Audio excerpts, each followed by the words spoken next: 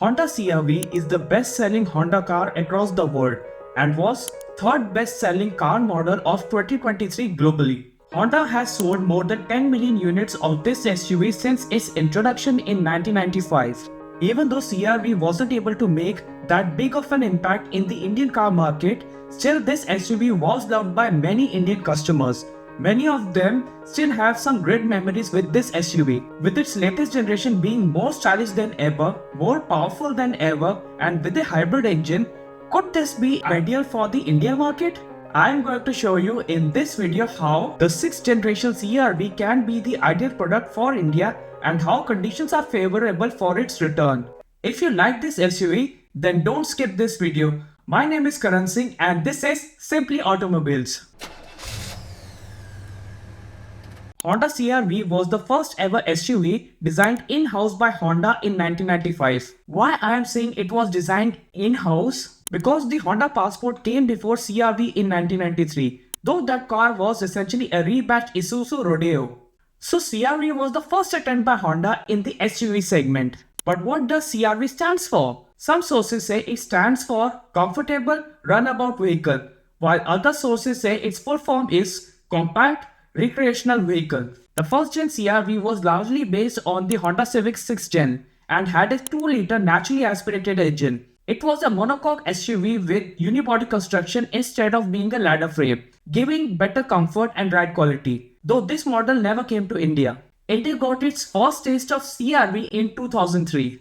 When CR-V 2nd Gen was released for Indian market, it came with a 2.4-liter iVTEC engine with 160 horsepower and 220 Nm of torque with 6-speed manual and 5-speed torque converter. Just for perspective, the Hyundai Tucson that is sold today in India comes with 154 horsepower and 192 Nm of torque with a 2-liter naturally aspirated engine. It shows you how much that car was ahead of its time.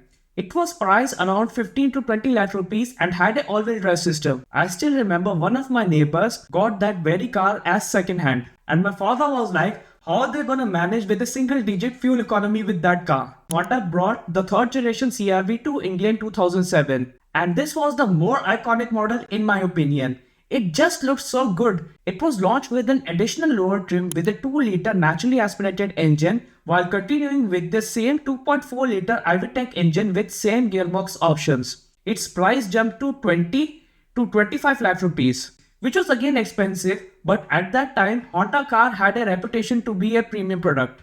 But sadly, this was the last ever CR-V which was actually successful in India. We still got a 4th gen CR-V while continuing with the updated 2.4-liter engine with 190 horsepower and 226 Nm of torque and an improved 2-liter engine with 156 horsepower and 190 Nm of torque, continuing with same gearbox options as well. This was the first time that Honda started producing CR-V locally in India at the Greater Noida plant.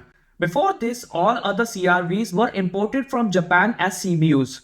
Even though it was priced relatively similar to last generation, still it wasn't very successful, probably because of lack of a diesel engine. In 2018, we got the 5th gen CR-V. They only brought the 2-liter engine with 154 horsepower and 188 Nm of torque, which was less powerful than the first CR-V model in India, while they brought a 1.6-liter diesel engine with only 120 horsepower and 300 Nm of torque, which I think was too less for that size of a car.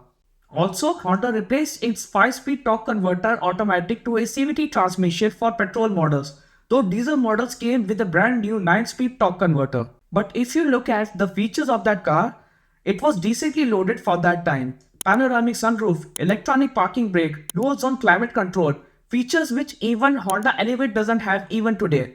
It was mainly due to the engines that this car failed in India. The 2-liter naturally aspirated engine is considered underpowered for a much lighter HR-V in US today. Imagine that engine pulling even heavier CR-V.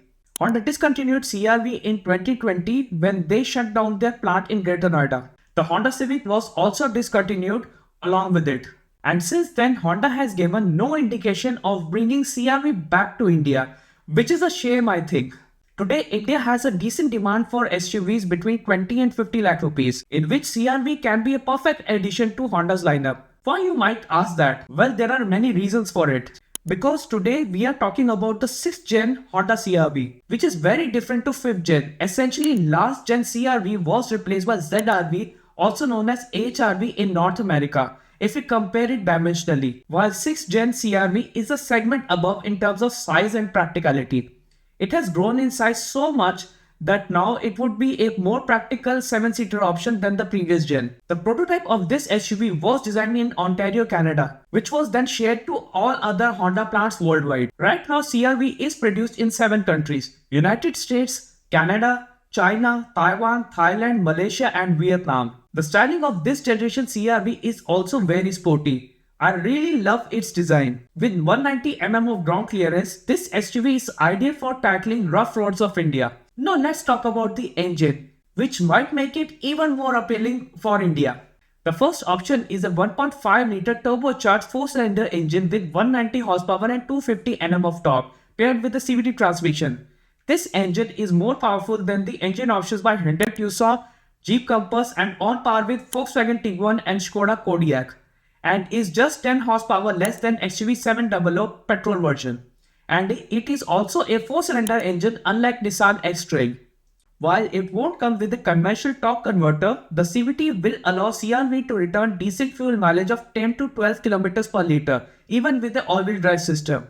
Also, most people agree that Honda CVTs are one of the best in the industry. This engine is very similar to the engine of Honda Civic Si, which produces 200 horsepower. While this engine is decent, I want to talk about the other engine, which would be more appealing for buyers in India. CR-V 6th Gen also has an option of 2-liter hybrid.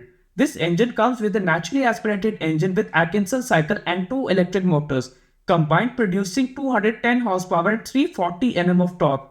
This is mated to a eCVT, which might sound similar to Toyota but works very differently.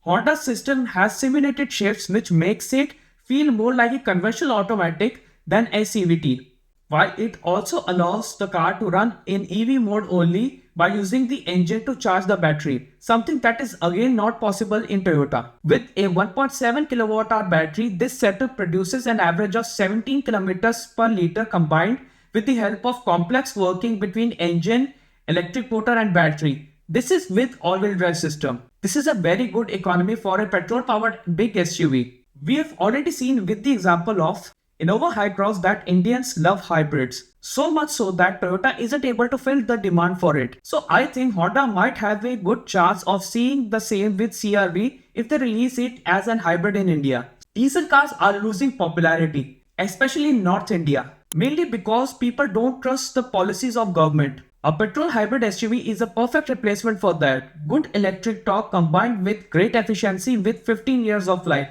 That's a perfect option for most people when shopping for a SUV now.